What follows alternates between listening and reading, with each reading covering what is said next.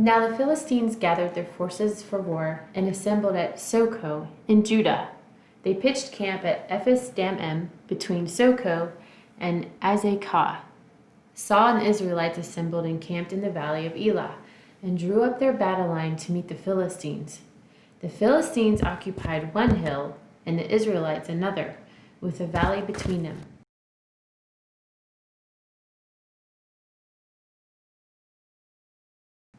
A champion named Goliath, who was from Gath, came out of the Philistine camp. His height was 6 cubits and a span. He had a bronze helmet on his head, and he wore a coat of scale armor of bronze weighing 5,000 shekels. On his legs he wore bronze greaves, and a bronze javelin was slung on his back. His spear shaft was like a weaver's rod, and its iron point weighed 600 shekels. His shield-bearer went ahead of him. Goliath stood and shouted to the ranks of Israel, "Why do you come out and line up for battle? Am I not a Philistine? And are you not the servants of Saul? Choose a man and have him come down to me.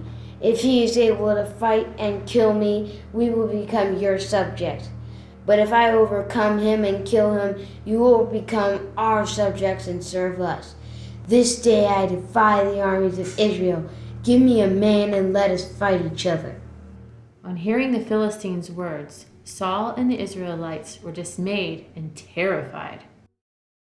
Now David was the son of an Ephrathi named Jesse, who was from Bethlehem in Judah.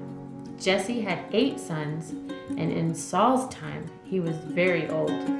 Jesse's 3 oldest sons had followed Saul to the war. The firstborn was Eliab, the second Abinadab, and the third Shammah. David was the youngest. The 3 oldest followed Saul, but David went back and forth from Saul to tend his father's sheep at Bethlehem. For 40 days the Philistine came forward every morning and evening and took his stand. "Take this effort of roasted grain and these 10 loaves of bread for your brothers, and hurry to their camp. Take along these 10 cheeses to the commander of their units. See how your brothers are, and bring back some assurance from them. They are with Saul and all the men of Israel in the valley of Elah, fighting against the Philistines." Early in the morning, David left the flock in the care of a shepherd, loaded up and set out, as Jesse had directed. He reached the camp as the army was going out to its battle positions, shouting the war cry. Israel and the Philistines were drawing up their lines facing each other. David left his things with the keeper of supplies, ran to the battle lines, and asked his brothers how they were. As he was talking with them, Goliath, the Philistine champion from Gath, stepped out from his lines and shouted his usual defiance, and David heard it. Whenever the Israelites saw the man, they all fled from him in great fear. "Do you see how this man is coming out? He comes out to defy Israel.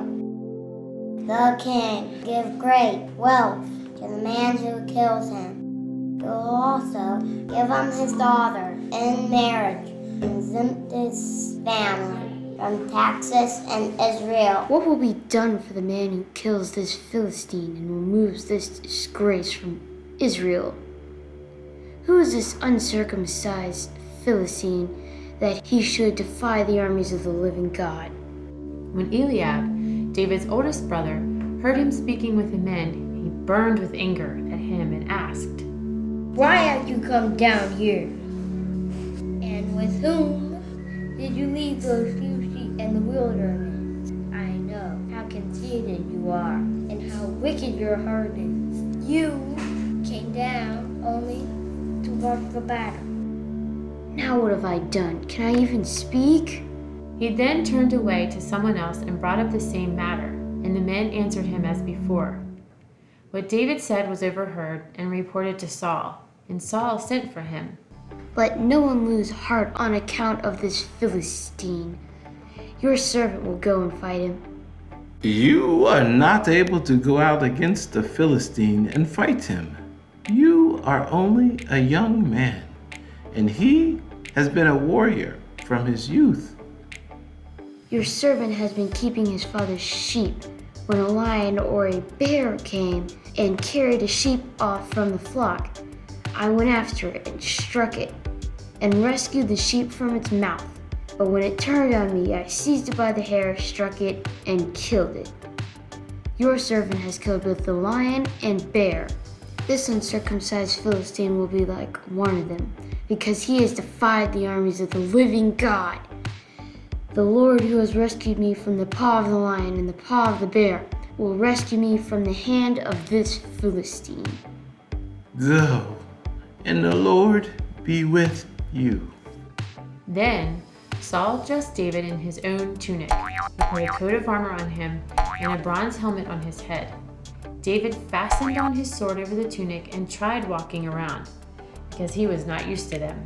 I cannot go in these, because I'm not used to them. So he took them off. Then he took his staff in his hand, chose 5 smooth stones from the stream, put them in the pouch of his shepherd's bag, and, with his sling in hand, approached the Philistine. Meanwhile, the Philistine, with his shield bearer in front of him, kept coming closer to David. He looked David over and saw that he was little more than a boy, glowing with health and handsome, and he despised him.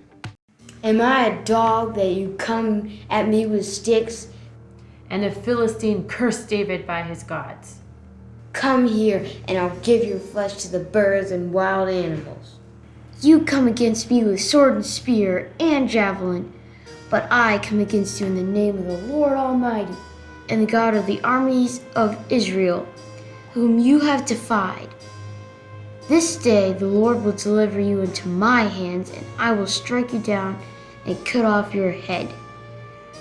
This day I will give your carcasses of the Philistine army to the birds and the wild animals, and the whole world will know that there is a God in Israel. All those gathered here will know that it is not by sword or spear that the Lord saves, for the battle is the Lord's, and he will give you all into our hands. As the Philistine moved closer to attack him, David ran quickly toward the battle line to meet him. Reaching into his bag and taking out a stone, he slung it and struck the Philistine on the forehead. The stone sank into his forehead, and he fell face down on the ground. So David triumphed over the Philistine with a sling and a stone. Without a sword in his hand, he struck down the Philistine and killed him.